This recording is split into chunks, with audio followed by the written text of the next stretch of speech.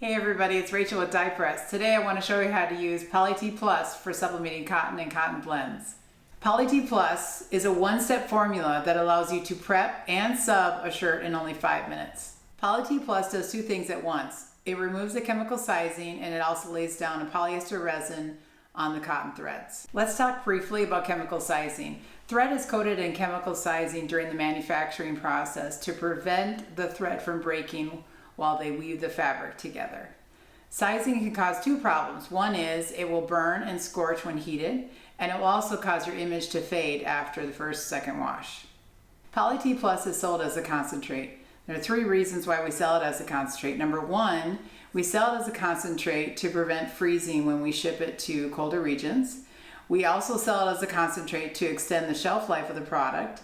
And lastly, we sell it as a concentrate to save you money because we don't want you to have to pay for us to ship water across the country, since I'm pretty sure you have water where you live. Here are the four smallest sizes that we sell of Poly-t Plus. The 4-ounce bottle of Poly-t Plus will make 16 ounces of spray when you add water, and it will coat about 30 shirts. The 8-ounce bottle of Poly-t Plus concentrate will make 32 ounces of spray and will coat about 60 shirts. 16-ounce bottle will make a half a gallon or 64 ounces of spray and will coat about 120 shirts. And lastly, the 32-ounce bottle of Poly-t Plus will make a gallon of spray and coat about 240 t-shirts. All right, so before we spray the shirt, we do want to get our heat press heated up because this formula needs to be pressed while wet. So I need to make sure my heat press is ready, so as soon as I'm done spraying, I can press it wet in order to remove the sizing and cure the Poly-t Plus at the same time. So I've set the heat press at 330 degrees, and that is currently warming up. So while that's warming up, we're gonna go ahead and spray the shirt. The first thing I wanna do is, I already made up my spray. I took the 4 ounces of concentrate, poured it into this 16-ounce bottle, and then I added 12 ounces of purified water and shake it up, and you're ready to go. Okay, so you want to spray the Poly-t Plus about the size of your image. And this cardboard is just slightly larger than my image, so I'm going to use this as a template to mark, to have an idea of where to spray. And then you're just going to spray and you get it good and wet. You need to have it wet in order to see steam and to remove the sizing. So this step is actually going to be wetter than the second coat that we will apply after. All right, I think that's looking pretty good. Next thing you need to do is cover it with parchment paper. Any other type of paper will stick, so it must be parchment paper. This is parchment paper from Costco.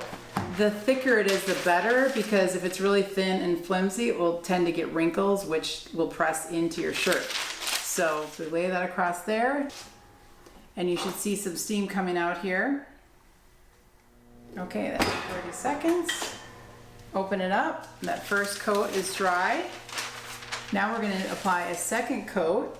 This is the second and final coat. This one can be a little bit lighter than the first coat. And I kind of remember where my image is going, so I'll just spray that area. All right, gonna roll it in again. All right, just want to see that spot there. Oh, and by the way, this shirt is actually a 60% cotton, 40% polyester, and we recommend starting with a minimum of 40% polyester because you're going to get more vibrant images. The shirt that I'm wearing is actually 100% cotton. I did this whole technique on this shirt and it's already been washed, but in my opinion, it's not as vibrant if there's at least a little bit of polyester in there. All right, now this is the second time we're pressing it wet. This time we're only going to press it for 20 seconds, and this is to cure and dry the Poly-t Plus, so we're ready to sublimate. Okay, 20 seconds is up.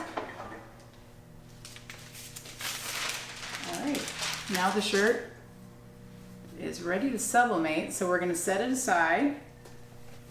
Before we sublimate, we need to pre-press at 3 to 5 for 5 seconds to make sure there's no more moisture left in the shirt. Okay, I'm ready to sublimate. I got this really cute design from Debbie Does Design, and I'm going to put this on the shirt. Centered there. And what I like to do is I like to cover my sublimation paper, in this case it's just multi-purpose paper, cover that with regular copy paper so this absorbs any extra ink that might pass through. That way when I do my butcher paper, I can keep using this butcher paper over and over again and not have to worry, not throw it away, not be so wasteful. Okay, so we have the temperature at 385. We're going to press medium pressure for 70 seconds. And actually, I just did want to show you here. I don't have anything on the press except for the thick rubber mat that came with my heat press.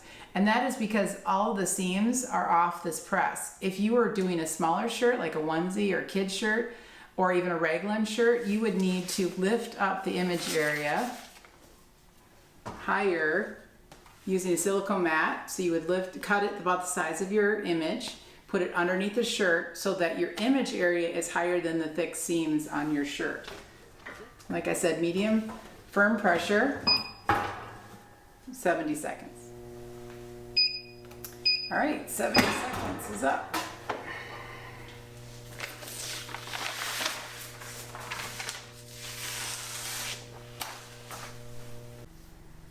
All right, looks good. Nice and vibrant. Still feels really soft. If you happen to get too much coating on there and it feels a little stiff, the softness will come back after the first wash. Thanks for joining me today. Be sure to subscribe to our YouTube channel. Also join us on Facebook. Look for the group titled Dye Sublimation that is sponsored by Dyepress. For more details about Poly-T Plus, check out www.dyepress.com.